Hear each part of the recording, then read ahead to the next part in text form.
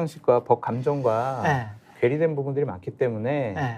이 사람들의 판단을 우리가 중점적으로 의미 있게 얘기를 하는 게 좀 무의미해 보여요. 그러니까 결국에 권익위는 자충수를 무의미하다? 뒀다. 자충수를 뒀다. 네, 김건희 여사 특검에 대한 명분과 국민적인 요구가 더 높아지게 하는. 그냥 특검하자. 네, 그거지 뭐.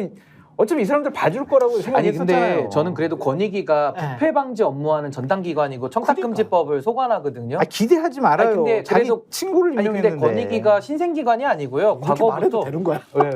아니 저는 무의미하다는 얘기야. 너무 과격해. 아니 근데 무의미하다는 과거부터 부패방지위원회, 국가청렴위원회 하다가 지금 여기까지 온 거예요. 네. 그래서 국민권익위원회가 상당히 큰 기관인데 그러니까요. 오늘 이제 이런 식의 권익위의 결정에 대해서 당연히 법 왜곡이고요. 매우 잘못된 해석을 한 거죠. 근데 이게 문제가 간단하지는 않은 게 이런 식으로 위법사항 없다라고 국가기관이 발표를 하잖아요. 이게 국민들한테는 영향이 있는 겁니다. 그러니까 마치 면죄부를 준 건데 왜 여기에 대해서 호들갑이냐라는 국민적 착시를 일으키기 때문에 저는 이분들이 다 법률가 출신일 뿐만 아니라 세금으로 운영하는 공기관이거든요. 근데 공기관에서 법을 왜곡한다? 저는 그래서 이분들 부패권익위법 59조에 따른 고발을 안 했기 때문에 전 이분들도 직무유기로 나중에 처벌해야 된다라는 주장까지 지금 하고 있는 거예요. 근데 어떤 영향이 있냐? 배우자는 받아도 된다. 처벌 조항이 없으니까 위법사항이 없다. 그럼 앞으로는요. 대통령도 되면은 대통령 밑에 장관, 차관, 1급, 2급 배우자들 있잖아요. 싹 다 받아도 되는 겁니다. 시계를 받든 옷을 받든 처벌할 수가 없어요. 위법사항이 없다고 하니까. 또 하나 외국인이 주니까 직무 관련성이 없다? 그럼 앞으로는 아브레우 같은 사람 섭외해가지고 외국인 보고 갖다 주러 가면 되겠네요. 앞으로는. 이런 생각이 바로 드는 겁니다. 그러니까 이게 외국인이 줬기 때문에 뭐 대통령 기록물이고 재미교포잖아. 선물이다. 이런 식의 해석은 거의 코미디예요. 코미디. 아니 저는 네. 신인규 변호사님 말씀과 같은 논리로 한 2주 동안 비판을 해왔는데 네. 소용이 없더라고요. 그냥 할 필요가 없다. 할 말할 의미도 필요가 없고 없다? 필요도 없고 네. 뭐 해봤자 저 사람들이 들을 것도 아니고. 근데 그래서 정승윤 지쳤어요. 부위원장은 대통령의 지쳤다. 그 연수원 두기수 후배예요. 네. 그 발표하신 분은 대통령 검찰 후배. 그분은 아니, 상당히 또 두기수 다른 후배. 의미가 있다고 하더라고요. 본인은. 권익위도 네. 그 윤석열 대통령이 임명한 사람들이 절대 다수인데 그 사람들도 100% 지금 이 상황을 지금 오늘 한겨레 기사 보니까 100% 그렇다고 한 게 아니더라고요. 또 자기들끼리도 이건 너무하지 않아? 이런 분위기가 있었다. 당연히 있었겠죠. 그 안에서 네. 사표를 쓰든지 저항을 네. 해야죠 안에서. 그 이런 정확해. 신목하면 맞아. 됩니까? 맞아. 네? 누군가가 사표를 써야죠, 막 안에서. 이건 나 이런 권익에 난 도저히 못 있겠다. 기자회견을 딱 하든지. 이렇게 해야지. 네. 그래서 아니 무슨 뭐 KBS에 또 뭐 사표 쓰는 사람이 어디 있어? 나랑 사표 썼지. 잘 쓰셨어요. 잘 쓰셨어요. 이재석 아니, 기자. 예, 재석이도 사표 쓰고. 아니 뭐 저도 권익위가- 사표는 안 썼지만 네, 잘렸잖아. 다 잘렸어요. 5개가. 다 잘렸잖아. 저는 뭐 애초에 고용된 적이 없어서 아니, 근데 쓸 사표가 없는데 보수도 왜 네. 보수는 왜 잘려? 근데 가짜 보수, 참치 네. 보수. 저도 가짜. 아니 나도 사실은 보수적이랬거든. 아니 나도 보수시죠 보수. 보수는 적인데 나는 진짜 자유주의자거든요. 이 중에 저만 좌파예요. 저기만 좌파야 저기만. 여기 셋은 우파. 진정한 좌파는 그래서 저기밖에 없어. 방심위에서 막 저를 좌파다 막 이러는데 사실 저는 그게 맞아서 할 말은 없더라고요. 내가 맞긴 맞는데 아니 근데 그렇게 생각해 보면 사상의 자유시장에서 네. 언론의 자유시장에서 좌파든 우파든 그냥 떠들면서 국민들이 선택하는 거잖아요. 그 청취율 조사도 국민들이 선택하는 거잖아. 국민들이 선택해서 그게 말의 자유시장이거든. 그렇게 선택을 해서 저 사람들 말이 합리적이구나라고 하면 그 프로그램 살아남는 거잖아. 그렇죠. 근데 그렇게 잘 살아남고 번성했던 청취율 2위까지 갔던 프로그램을 죽여버리고 그러니까요. 지금은 뭐 유튜브로 100명, 200명 본다며요. 그리웠던 최강기가. 아니 그 새로운 다크호스를 데려와서 조금 늘었어요. 조금 늘었어요? 그 우파 네. 유튜브 하시던 고 박사님을 데려와서 지금 몇 명이나 봅니까? 제가 숫자까지는 못 네. 들었는데 그래도 좀 그게 늘긴 했다 이렇게 하여간 말씀하는데. 그분들은 전광판을 안 보기 때문에. 네. 여하튼. 근데 권익위 얘기 제가 이제 하던 얘기를 마무리하면은 네. 그러니까 그 내부에서도 야 이거 이렇게 결론 내면 세계적 망신이야 막 이래가지고 그래서 김영 이제 이 손 들고 거수 투표를 하는데 요 사안과 관련돼서 그러면은 정말 판단을 못 하겠으면은 수사기관에 넘기자, 송부를 하자. 그거 기대한 것 자체가 사치스럽다니까요. 그렇죠. 근데 제 요게 말은. 이첩이 있고 송부가 있는데 이첩은 야 이게 분명히 잘못한 게 확인이 됐기 때문에 수사기관에 이 수사를 하는 상태로 넘기자가 이첩이고 송부는 우리가 잘 모르겠어. 이거는 이게 니들이 뭐 판단해. 문제가 네. 있는지 모르겠으니까 네. 수사기관한테 판단해 보세요. 이렇게 넘기는 게 송부거든요. 그렇죠. 그러니까 송부라도 하면 어때? 라고 얘기한 거예요, 내부에서. 그러니까 우리는 잘 모른다고 하는 걸로 결론 짓고 지들이 모르면 어떻게 해요? 네, 수사기관한테 한번 생각해 보세요라고 넘기자고 했는데 차라리 저렇게라도 했어야지. 그죠? 근데 차라리. 그것도 그러니까 못 하겠습니다. 아. 그것도 위원장과 부위원장들이 아이 웃기지 마라고 해서 거수 투표했는데 그것도 안 됐다는 겁니다. 아니 근데 제가 법을 읽어드릴게요. 이게 부패 방지 권익위법이거든요. 네. 59조에 이렇게 나와 있어요. 6항에 권익위원회가 신고가 접수된 당의 부패 행위의 혐의 대상자가 여기 대통령도 포함됩니다. 왜냐하면 차관급 이상의 공직자라고 돼 있거든요. 네. 다음 각구에 해당하는 고위공직자로서 부패 혐의의 내용이 형사처벌을 위한 수사 필요성이 있는 경우에는 위원회 명의로 경찰, 수사처, 경찰 등 관할 수사기관에 어떻게 돼 있다? 고발하여야 한다. 고발할 의무가 있어요. 하여야 한다라고 돼 있는데 이걸 안 하고 면죄부를 줬단 말이죠. 그러니까 저는 정승현 부위원장을 비롯한 이 간부들 있잖아요. 결정에 관여하신 분들 직무유기 아닙니까? 직무유기로 이건 그렇죠. 특검에서 당연히 수사를 해야 되는 거예요. 그리고 저는 더 나아가서 지금 뭐 법 왜곡죄까지도 논의가 필요하다고 하는데 저는 법 왜곡죄 도입은 필요하다고 봅니다. 아니 수사기관이나 판검사들이나 이런 준사법기구 같은 권익위에서 법을 입맛대로 권력자들을 위해서 맞춤형으로 지금 아웃소싱 해주고 있잖아요. 이런 식으로 법을 자기들 입맛에 맞게 하면요. 정말 무서운 얘기지만 나중에는 그런 큰 로펌들 있잖아요. 그런 로펌들이 국가기관들 지금 다 장악 들어가고 있거든요. 이제는 돈 쓰는 사람들 유전무죄, 무전유죄처럼 힘있고 돈 있는 사람들한테 맞춤형으로 아웃소싱을 해주는 나라가 되면 이 나라야말로 진짜 문을 닫아야 되는 거죠. 그래서 저는 이번에 김건희 맞춤형 아웃소싱 법 해석을 해줬는데 이거 정말 심각한 문제다. 이거는 그러니까 가벌성이 너무나도 큰 거기 때문에 지금은 법 왜곡죄가 없잖아요. 그러니까 저는 부패 방지 권익위법 59조에 따라서 저는 권익위 간부들은 전 직무유기로 처벌해야 된다. 되게 과격해졌는데요. 이거는 필요한 일이에요. 필요한 일. 아니 근데 이게 지금 저 국민의힘에도 심각한 타격을 주고 있는 게 최상병 특검이든 그다음에 대통령실 수사 외압 의혹 사건, 최상병 사건이든 간에 그런 것들을 아나무인식으로 이렇게 권익이든 검찰이든 대통령이든 뭐 아나무인식으로 그냥 모르겠고 그냥 우리는 뭉치고 우겨, 그냥 우겨. 지나갈 거고 나는 그냥 그렇게 우기는 거죠. 그렇게 계속 해버리니까 국민의힘이 이제 108석으로 어떻게든 정당성을 갖고 야당이 일방 독주한다는 이 프레임으로 가려면 네.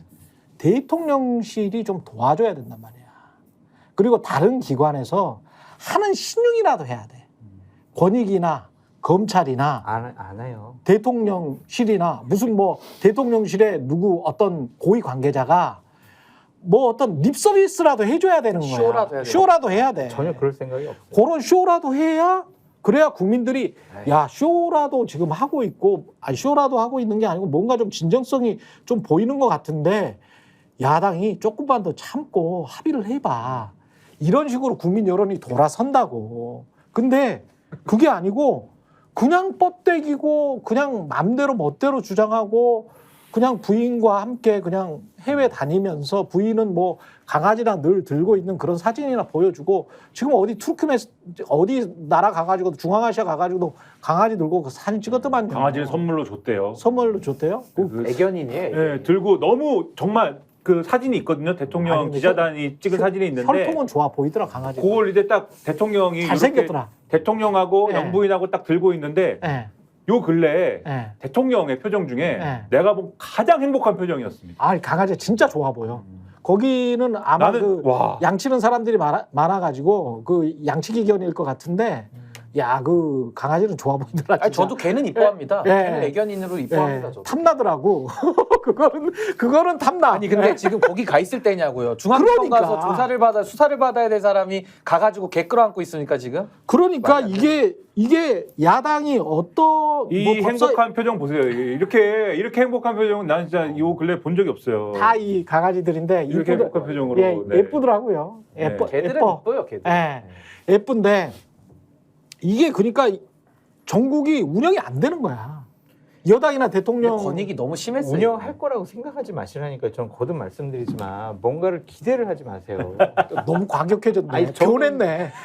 아니, 보수 저는 보수 패널들이 다 어떻게 해요 이 상황을 그러면? 이거 아니, 어떻게 그럼 나는 진행을 어떻게 하라는 거야 지금? 저 원래부터 그랬잖아요. 원래부터. 아니 최강 시사에서는 이렇게 말 안 했어. 그래도 막 뭔가 근거를 뭐 대려고 했거든. 짠했죠, 그때. 짠했거든. 그동안 여러 얘기를 많이 들었다 그럼 보니까 그냥 포기해? 아니 안 바뀌겠더라고요. 이제 불가능해요. 그러니까 기대를 안 하는 게 나의 정신 건강에 좋다. 그래서 권익위의 그거 화도 그런- 내지 마. 그 스트레스 받잖아요. 화내시면 혼자 힘들어요. 근데 지금 앵커님 표정보다는 윤 대통령 표정이 훨씬 좋아 보여요. 아까 그치. 개안고 있으니까. 그래서 너무 권익위처럼 행복. 네. 판정은 예. 권익위를 해체해야 된다라는 그런 생각까지 전 들어요. 존재 가치가 없어져 버렸잖아요. 존재 의미도 없어져 버렸고 그렇기 때문에 결국에는 특검을 통해서 김건희 여사가 무슨 잘못된 행동을 했는지 우리가 제대로 조사하고 판단해봐야 그러니까 저는 한다. 대통령이 작년에 가장 좋아했던 단어가 자유. 그 다음에 뭐죠? 카르텔이잖아요. 카르텔. 예. 카르텔이라는 단어 엄청 좋아했거든요.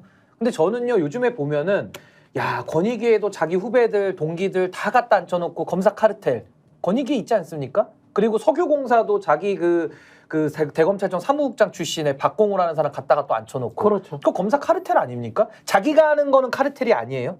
다른 데만 카르텔입니까? 그러니까 저는 전부 싹 다 카르텔이야 사실. 아니, 그러니까 검사로 싹 다 장악하고 있잖아요. 네. 그러니까 전 이런 식의 됐어. 행태가 국가의 공기관을 지금 거의 마비시키고 붕괴시키고 있는 거예요, 사실은. 근데 장 심각해요. 소장님 말씀대로 심각해. 예, 정말 이걸 뭐 포기하는 것도 우리의 마음에 지금 드는 감정이지만은 좀 분노도 일어나잖아요. 그럼 저는 이 바로잡을 필요가 있기 때문에 이대로만 그냥 시간을 흘러보낼 수는 없다. 지금 나라가 망가지는 거를 지금이라도 브레이크를 좀 밟아야 되거든요.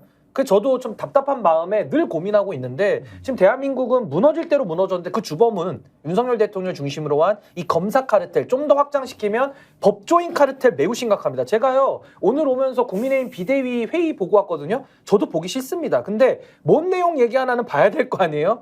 봤더니 못하러 봐요. 황우여 위원장 판사, 유상범 검사, 정점식 검사, 전주의 판사 무슨 법조 카르텔이에요. 여기는 모두가. 그래서 저는 이분들이 당도 장악했고 국가기관도 장악했고 심지어 석유공사까지 장악하니까 아브레오 같은 사람 들어오는 거예요 지금. 그렇죠. 나라가 망가지고 있다. 굉장한 좀 위기감을 느낍니다. 지금 웃을 일이 아닙니다 지금.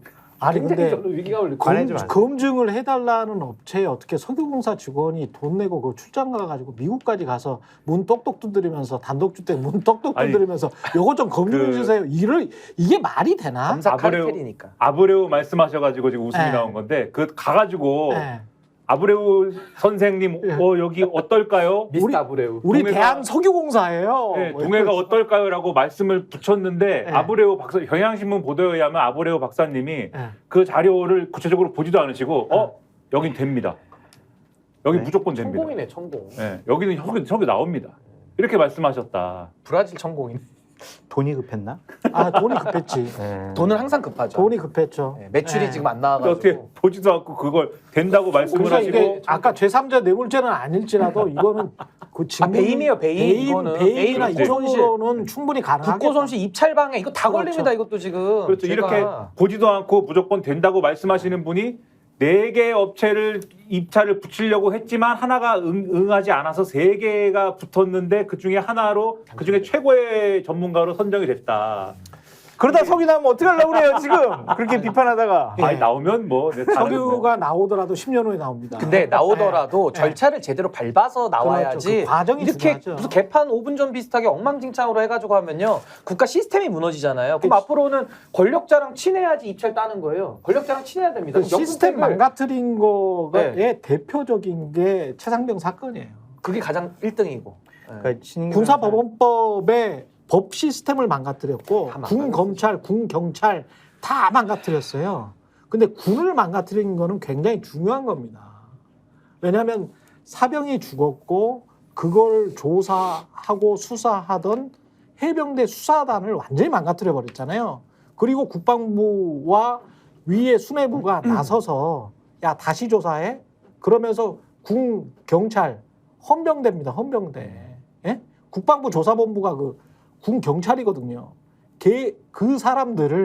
그 사람들을 사실상 압력을 행사해서 망가뜨린 거 아닙니까? 그래서 그 사람들이 중간 보고서에도 이렇게 써놓고 끝에도 또 이렇게 써놓고 그게 지금 다 보도가 되고 있잖아요. 사실은 우리 외압 때문에 이렇게 어쩔 수 없이 썼어요. 라고 써놓고 공수처에서 또 진술까지 하잖아. 네. 그게 JTBC 네. 보도를 통해서 다 나온 거 아닙니까? 네. 그러면 이거는 사법 시스템, 군 사법 시스템을 망가뜨린 자가 누군가? 무엇을 위해서? 로비 때문에 누구 말을 듣고? 이게 지금 남아있는 쟁점이거든요. 근데 거기에 윤석열 대통령이 딱 걸립니다. 딱 걸려. 윤석열 대통령 아니면 이런 무도한 겁이 없는 짓을 할 수 있는 자가 누굽니까? 없지. 국방부 장관도 살 떨려가지고 벌벌 떨면서 박진희 참모랑 해병대 사령관이랑 왔다 갔다 하면서 계속 걱정하는 게 직권남용만 걱정하는 거잖아요. 야 이렇게 되면 직권남용인데 이것만 걱정하는 거잖아. 윤석열 대통령에게 불똥에 안 튀기 하기 위해서. 아니 본인들의 직권남용. 본인 것도 그렇고. 본인 국방부 장관도 그렇고 해병대 사령관도 박정훈 대령한테 물어봐요. 내가 이첩 이거 중단 지시 내리면 어떻게 되지? 라고 하니까 고려대 법학과 박사 출신인 박정훈 대령이 그렇게 이야기하잖아요. 직권남용 됩니다. 안 하시면 좋겠습니다. 네. 그러니까 해병대 사령관이 알겠어. 이 대답밖에 못하는 거예요. 그러니까 3스타 국방부 장관 그 다음에 국방부에 있는 참모들 전부 다 책임 회피네요. 전부 다 비겁한 모습. 책임 회피하면서 직권남용만 걱정을 하고 있어요. 그리고 대통령실의 참모들은 대통령실의 말이라고 믿겨지는 것들을 전달을 해. 맞아. 그러면 직권남용한 사람은 누구야? 대통령이지. 그렇죠. 이게 좀 이제 어제도 보니까 네. 그 조국 혁신당의 박은정 의원 있지 않습니까? 그렇죠. 검사 출신의 예. 법사위에서 이제 공개한 자료가 있는데 이종섭 장관이 윤석열 대통령하고 통화를 한 8월 2일 그 다음 날인 8월 3일에 통화를 누군가하고 했는데 그 통화 내용 중에 고석 변호사라는 사람이 있더라. 이게 있어요. 고석이 용인 병인가 나왔죠. 그렇죠. 나왔다 떨어지신 분인데 예. 군인 출신. 그게 그 전에 그 기억하실 텐데 그 박정훈 대령 변호인 중 한 명인 김정인 변호사가 그 박정훈 대령을 항명죄로 구속 수사하고 뭐 이렇게 밀어붙인 사람이 지금 군 외에 있는 육사 출신의 어떤 사람이라고 하더라. 윤석열 대통령하고 친분이 그게 있는. 고석이에요. 그렇죠. 예. 그 얘기를 했었잖아요. 고석을 지칭한 거야. 그렇죠. 그 얘기를 사실은 저도 이전에 들었는데 예. 공개적으로 언론에 안 나왔기 때문에 얘기를 공식적으로 안 했는데 그 자료를 법사위에서 통화 기록이 있다를 공개했어요. 이종섭 전 장관하고 통화 기록이 있고 그게 윤석열 대통령의 8월 2일 날 이종섭 전 장관하고 전화 통화를 한 바로 다음 날 고석 변호사하고 통화를 했다. 그럼 이게 또 엮어서 우리가 추정을 해보면은 어떤 의심을 갖게 되냐면 박정훈 대령에게 있어서 저 사람 항명이야. 이종섭은 정당한 지시를 했기 때문에 이종섭 이첩 보류나 등등은 정당한 지시이기 때문에 예. 박정훈은 항명을 한 거야. 그러니까 항명 혐의로 수사를 해야 돼라고 지시를 한 것은 실질적으로는 대통령일 수 있지 않는가. 그 부분을 확인해야 되지 않는가라고 하는 의혹이 있었는데 그거에 근거를 또 제시하는 하나의 고리인 거잖아요. 이게. 그렇죠. 그래서 이게 국회에서도 또 이런 보도를 통해서도 다시 한번 확인됐다. 이런 것들이 심각한 거예요. 그 두 번째는 누구의 말을 듣고 이런 행위를 한 것인가? 뭐 기자회견도 다 취소하고 아니, 우리 다 알잖아요. 해서 이 다 아는 게 그게 누구의 행위인가? 누구의 말을 듣고 이게 두 사람인 거예요. 결국은 의심하는 게 한 사람은 금융계 인사, 한 사람은 이 고석. 근데 둘 다 특징은 정식적인 참모 라인에 없습니다. 그렇죠. 그 이모 씨 얘기하는 거예요?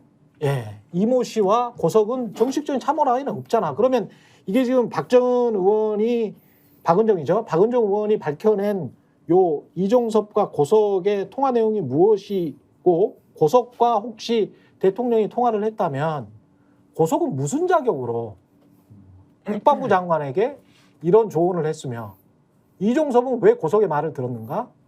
대통령과 친하니까 그랬는가? 그러면 이게 국정농단이죠. 더한 일도 많아요. 이거 가지고 너무 화내지 마세요. 아니 이거는 최상병의 죽음과 관련된 거니까. 더한 일도 많아요. 더한 일도 많아. 아니 그러니까 민간인들이 개입을 이렇게 국정에 해도 되나? 안 되죠. 국가안보실도 있고 있잖아요. 그러니까 대한민국은 이제 법치 국가가 아닌 거죠. 그냥 네. 윤치 국가죠. 윤치 국가.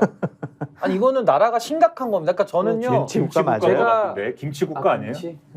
하여튼 근데 저는 정말 대한민국이 민주공화국이라고 헌법에 쓰여 있고 우리가 근대국가 되면서 헌법에 의한 통치를 하지 어느 한 개인을 숭상하지 않잖아요. 근데 지금은 헌법에 의해서 권한을 부여받은 자가 자기 마음대로 지금 통치권을 행사하니까 이거야말로 명백한 헌법 위반이잖아요. 근데 이런 거를 지금 국민들이 뭐 지금 더 일어날 수가 없다 보니까 다 지금 묵과하고 있고 참아내고 있고 견디고 있는 건데 이 어디까지 손바닥으로 하늘을 가리겠습니까?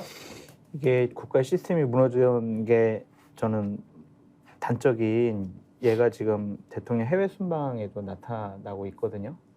그러니까 지금 비보도를 전제로 막 해가지고 말씀드릴 수는 없지만 하여튼 대한민국의 안보가 뚫릴 만한 일들이 너무 많이 벌어져가지고 큰일 났다라고 말씀드릴 수밖에 없어요. 또 민간인 탔어요? 아니요, 그게 아니라 하여튼 더 심각한 거. 더 심각한 심각해요? 일이 벌어져가지고 정말 근데 안 봐도 비디오예요. 저도 듣지는 못했지만 그럴 것 같아요. 근데 너무나 큰일이 많이 계속 대통령 이 구도 정치적인 것만 한번 이야기를 짧게 하고 끝냅시다. 네. 이 구도로 192대 108로 네. 계속 해. 어떤 법이든 발의해. 나는 무조건 거부권 행사할 거야. 네. 이게 3년 동안 이렇게 하면서 버틸까요? 어떻게 해드리라고 보십니까? 버틸 수 있다고 생각하는 것 같아요, 지금은. 그렇죠. 네. 네. 그러니까 저런 모습들을 보이고 있는 거죠. 아, 그러니까 저는 민주당이 좀 국회 내에서 과한 행동을 하고 있다고 비판하고 있는 입장이거든요. 그렇다고 집권여당인 국민의힘이 보이콧 할래. 우리는 상임위원장 이거 선출도 안 할래. 우리 뭐 상임위 관련한 여러 회의 다 보이콧 참여 안 해. 집권여당이 맞아요, 이게? 말도 안 되는 일이 지금 국회에서도 벌어지고 있잖아요. 왜 그러겠어요? 그럼 용산이 그렇게 생각을 하니까 그러는 거예요. 대통령 김건희 지키기 위해서 그렇게 봐야죠. 아니 우도를 이재명이 방북령이라고 우도를 봤으면 이것도 대통령 김건희 지키기 위해서라고 볼 만한 충분한 정황 증거가 있는데 이거는 나 진짜 정말 어제도 너무 많은 얘기를 들어가지고 진짜 네. 너무 창피해가지고요. 어쩔 네. 줄을 모르겠어요, 정말. 그래요. 정말 그래서 네. 오늘 우리 최 앵커님, 신인규 변호사님, 김민하 평론가님 막 윤석열 네. 정권 권익위 막 비판하는 거 저는 120% 동의를 하는데 쓸데없다. 아 그래봤자 소용없겠구나. 국민들이 다 일어나야죠 그러면. 저는 그 소용없겠구나. 3.5% 법칙이 있거든요. 네. 전 유권자의 네. 3.5%면 한 180만 명 됩니다. 그렇죠. 이 180만 명이 들고 일어나면요. 평화적으로 정권을 이양시킬 수가 있어요. 그러니까 저는 그렇게 된다 그러면은 과거에 우리가 고생했던 그 박근혜 대통령의 그 안타까운 그 과거 전례가 있습니다만은 네. 그런 대통령이라고 한다면은 저는 뭐 더 이상 윤석열 대통령 개각천선할 전 가능성이 없다라고 가능성 확신하거든요. 없어. 그러면 네. 그럼 국민들 180만 명이 일어나는 수밖에 없는 거예요. 제가 볼 때는. 아니 그래서 제가 국민의힘 아, 쪽 심각한 관계자들을 만나면 예. 항상 이 얘기를 해요. 이제 윤석열 대통령은 포기해라. 음. 윤석열 대통령은 빼놓고 보수 우파를 다시 리셋해라. 또 검사 출신 안 칠 거 아예 아니야? 안 돼요. 그럼 그것도 안 돼요. 또 검사 출신 안 치려고 안 된다니까요. 그거는 또 검사 출신일 거 아니야? 그러니까 안 돼요. 그래서 만약 당신들이 윤석열 대통령 보고 같이 끼고 가면은 네. 지방선거, 대선, 총선 네. 다 진다. 당신들은 정치적 기반이 없어져 버린다. 그러니까 빼놓고 리셋해라. 그랬더니 그거에 대해서 부정하는 분들이 없더라고요. 컴퓨터를 잘하는 사람이어야 되지 않을까요? 네. 컴퓨터를. 누구? 저도 컴퓨터는 좀 하는데. 마지막으로 이준석. 저 최수근 해병의 어머니의 편지 짧게 읽고 끝내겠습니다. 네. 고 최수근 엄마입니다. 저는 늦은 나이에 결혼하여 남원과 서울 신사동에 있는 산부인과를 왕복 8시간 다니며 어렵게 아이를 가져서 2003년 1월에 저희 아들을 출산하였습니다. 버스를 타고 다니면서 장시간 차를 못 타 멀미를 해가며 힘들어서 울기도 많이 울고 어렵게 출산해서 병실에서 너무나 좋아 행복함에 뜬 눈으로 아이만 쳐다보며 아침을 맞이했습니다. 어렵게 얻은 아이라 더없이 행복했고 모든 게 새롭고 세상이 달라 보였습니다. 그런 우리 아들이 하늘의 별이 되어 저희는 모든 것이 무너졌고 멈춤이 되어버렸습니다. 그날 물속에 투입을 시키지 않아야 될 상황인데 투입을 지시했을 때 구명조끼는 왜 입히지 않은 채 실종자 수색을 하라고 지시했는지 지금도 의문이고 꼭 진실이 밝혀지길 바랍니다. 저희 아들은 아토피가 있어 수영도 못하고 해병대 훈련 받을 때 몇 번 강습 받은 게 전부인 것으로 압니다. 수용 여부를 확인했는지도 궁금합니다. 지금도 돌이켜보면 끝까지 해병대 간다고 했을 때 말리지 못한 것에 대한 안타까움이 큽니다. 어떻게 얻은 아이이고 얼마나 자존감이 높은 아들이었는데 안일한 군 지휘관들의 행동으로 인해서 저희 아들이 희생되어 힘듦과 고통 속에 살고 있습니다. 전 다른 것 바라는 것 없습니다. 누가 7월 19일 날 유속도 빠르고 흙탕물인데 왜 물속에 투입시켜 실종자를 찾게 했는지, 그리고 그 상황에서 장화를 신고 들어가 수색을 하게 했는지, 장화 속에 물이 들어가 걸음이 더 힘들다는 생각은 하지 않았는지요. 밝혀주시기 바랍니다.